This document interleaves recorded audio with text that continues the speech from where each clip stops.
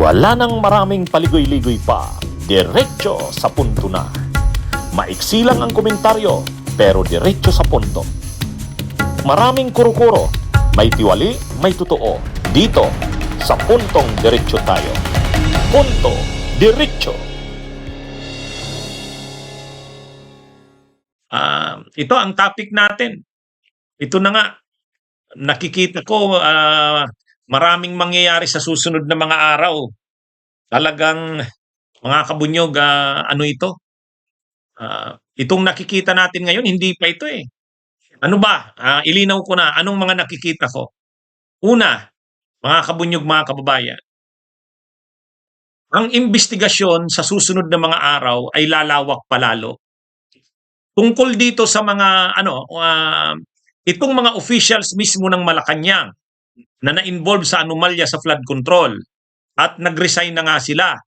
Si Executive Secretary Lucas Bersamin, si dating Budget Secretary Amina Pangandaman, yung dalawang undersecretaries na na-involve din sa mga anomalya, si Yusek Olaybar, si Yusek Adrian Bersamin, hindi naman pwedeng hindi sila imbestigahan eh.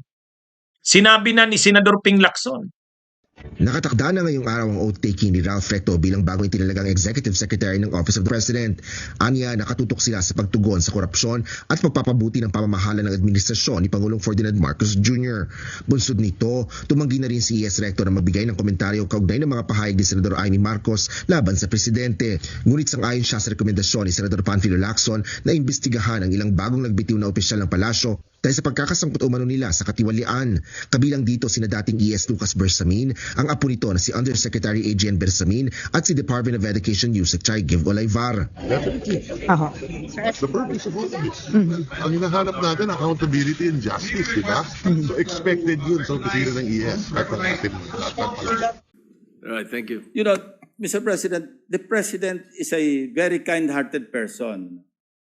You know, I would have suggested to the person who brought to the President or delivered to the President the handwritten narration of Mr. Bernardo.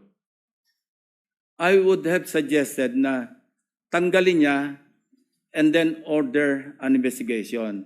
Otherwise, how can you insulate the President kung courtesy resignation? But that's water under the bridge because it did not happen, Mr. President. And I will still strongly suggest that an investigation is in order. Because, you cannot, just fool around and misrepresent the President of the Republic of the Philippines. No matter how kind-hearted he is, let's not take advantage. Yun po yung nakakasama ng loob. Ang mga ito ang di umano ginamit ang pangalan ng presidente, sila yung nagpalabas na kaya yung mga insertions na sinabi ni Ping Lacson ni Saldico, actually lumalabas. Inamin ni Ping Lacson, totoo yung mga insertions na sinabi ni Saldico eh. Kaya lang ang lumalabas hindi galing sa presidente. Yung dalawang Yusek na yon, si Olaybar at saka si Adrian Bersamin, sila lang kumbaga ni-name drop nila ang presidente. Yun ang sinasabi ni Senador Ping Lacson. Sila rin yung tumanggap ng kickbacks. Yung dalawa na yon, Yusek Adrian Bersamin at saka Yusek Olaybar. Pero bakit nadadawit si Amina Pangandaman? Bakit nadadawit si Lucas Bersamin? Si dating Executive Secretary. Unang-una yung Adrian Bersamin na Yusek, pamangkin. Tiyo niya si Executive Secretary Lucas Bersamin.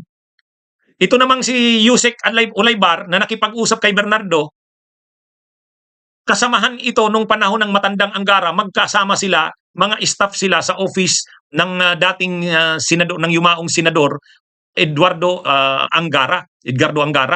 Yang si Amina Pangandaman sa si Olaybar. Ay yung release ng 2.8 billion na yon, hindi naman marirelease yun kung hindi alam ni Amina Pangandaman. Siyempre, sekretary ka ng DBM, magre-release ng 2.8 billion. At ang tumanggap ng kickbacks di umano ay itong sila Olaybar at saka si Bersamin na lumalabas parang tao nila Lucas Bersamin, Executive Secretary at saka ni Amina Pangandaman. So ang mangyayari ngayon, iimbestigahan. Sabi ni Senador Ping Lacson, iimbestigahan. Dapat imbestigahan. So ngayon, pag ang pinag-uusapan na natin dito, Malacanang na mismo. Palasyo na ng Malacanang. Ibig sabihin, yung mga tao sa loob ng Malacanang ay involved mismo dito sa mga anomalya sa flood control. Ngayon, alam naman natin, si dating DPWH Secretary Bunuan, involved din. Involved din. O, mga executive yan, member yan ng gabinete ni PBBM. So medyo mabigat ito. Medyo mabigat ito, mga kabunyog, mga kababayan. So ibig sabihin, kung dati ang naririnig natin, nakikita natin na iniimbestigahan ay mga senador, eh ngayon ano na ito executive officials. Mga kabunyog, officials of the executive department. Pag sinabi nating executive department, o ano yan, presidente ang pinaka-chief na executive dyan. Kaya mga kabunyog, ang sinasabi ko, medyo mabigat itong mangyayari sa susunod na mga araw. Hindi naman talaga pwedeng hindi yan imbestigahan. Eh, di ba ako, narinig nyo naman ako noon. Sabi ko, itong pagkakadawit ni Bersamin, Executive Secretary Bersamin, saka ni Amina Pangandaman, hindi ito simple. Sa tingin ko, pati yan dapat imbestigahan. Kaya lang, medyo galit sa akin yung mga supporters syempre ng Marcos kasi, ano ka ba talaga, Enzo? Attorney Enzo, kanino ka ba talaga? Sabi ko, hindi tayo dapat maging panatiko. Kaya nga ang panawagan natin, managot ang lahat ng sangkot. Eh kung kahit pa yan nasa Malacanang, basta't dapat managot, dapat managot. O ngayon, anong nangyari? Di ba tama ako? Tama ako na talagang ano sila, dapat silang imbestigahan. Alam nyo kung paano sila na paano? Anong nangyari? Bakit sila napilitang mag-resign? O ang sinabi lang, nag-tender ng courtesy resignation. Pero ang totoo, hindi sila nag-tender lang ng courtesy, napuwersa sila. Bakit? Sinabi na ni Senador Ping Lacson, sumulat si dating DPWH Yusek Bernardo direct kay PBBM. Pinagawa ni Senador Ping Lacson ng sulat si Yusek Bernardo, si dating Yusek Bernardo. Sabi niya, sige, ikwento mo kung ano talaga ang involvement nila Bersamin, nila Amina Pangandaman, nila Yusek Bersamin, nila Yusek Ulaybar. Ikwento mo yung detalye. Ipapadala ko sa presidente. So gumawa nga ng sulat, handwritten na sulat. Dating DPWH Yusek Bernardo. Pininto niya talaga kung anong totoo. So lumalabas doon, malalim pala talaga. Ngayon, mukhang ang presidente, kinausap na sila Bersamin at saka sila Amina Pangandaman, yung dalawang Yusek, si Ulaybar, saka si Bersamin, Adrian Bersamin, ayun, nag-tender na ng courtesy resignation. Sabi nga ni Senador Ping Lacson, ang gusto niya raw sana, ang hiling niya sa presidente, kitang galit ang presidente, si Bakin. Kaya lang, mabait talaga si PBBM Dinaan pa sa pag-tender ng resignation. Pero hindi, talagang So ayan, ang ibig kong sabihin, mga kabunyog, mga kababayan, sa susunod na mga araw, iimbestigahan yan.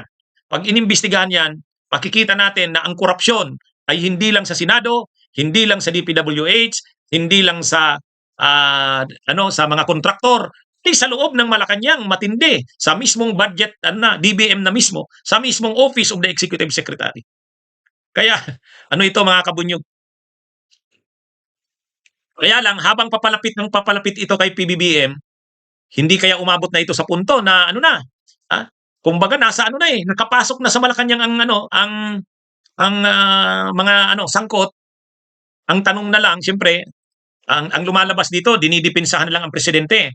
Anong dinidepensa dito sa presidente? Na hindi siya sangkot, na hindi niya alam yon. Ginamit lang ang pangalan niya. Ganun yung lumalabas dito.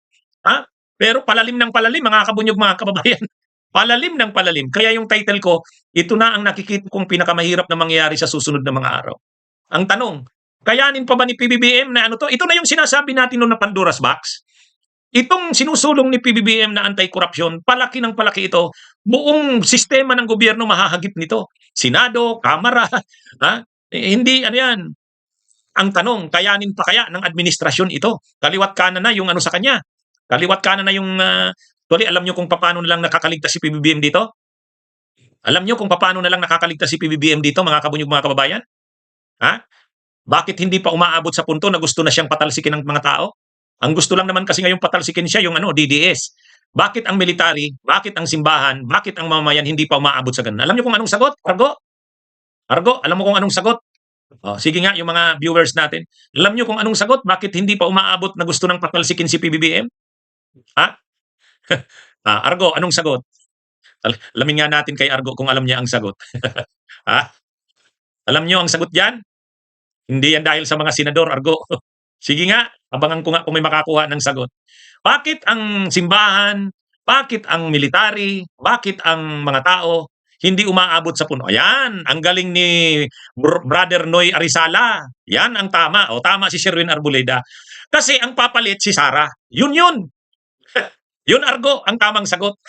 Ayaw ng tao kay Sara. O tama si Jeffrey Soriano. Nakuha nyo? Yan yung nagliligtas kay PBBM eh. Pero sa totoo lang, tingnan nyo yan. Alangan namang hindi alam ni PBBM yung mga nangyayari na yun. Ibig sabihin, yung mga ginagawa ni Amina Pangandaman at saka ni Executive Secretary Lucas Bersamin, hindi niya alam. Ang hirap na yan. Ang hirap yan. Ang hirap ng depensa niyan. Mabuti na nga, nandyan si Ping Lacson eh. Si Ping Lacson yung nagdidepensa kanina sa privilege speech niya. Sabi niya, hindi alam ng presidente. Ginamit na yung pangalan niya sa mga insertions na yan. Oh, sa totoo lang mga kabunyog, mga kababayan. Sa totoo lang. Oh, kaya ano ito? Yun tama ang sagot niyo, si Argo lang ang mali. Si Argo lang ang mali. Ha? Ang nagliligtas kay PBBM, si Sara mismo. Oo. Kung ang Vice President ngayon ay magaling, mahusay, matino, wala na yan si PBBM. Sa totoo lang. Sa totoo lang, mga kabunyog. Di ba? Yan yun eh. Ha? Kaya hindi nyo ba na-realize yan? Kayong mga DDS? Kaya kayo, panawagan kayo ng people power, ayaw ng tao eh. Ha? Ano ito mga kabunyog, mga kababayan? Okay, sige mga kabunyog, mga kababayan, magandang araw sa inyong lahat. Mabuhay po tayo. Bunyog, halikan na kasama ka. Bunyog, kapag buklod ay may pag-asa. Luzon, Visayas, Mindanao, isa ang pananaw. Sa bagong Pilipinas ang bunyog isisigaw.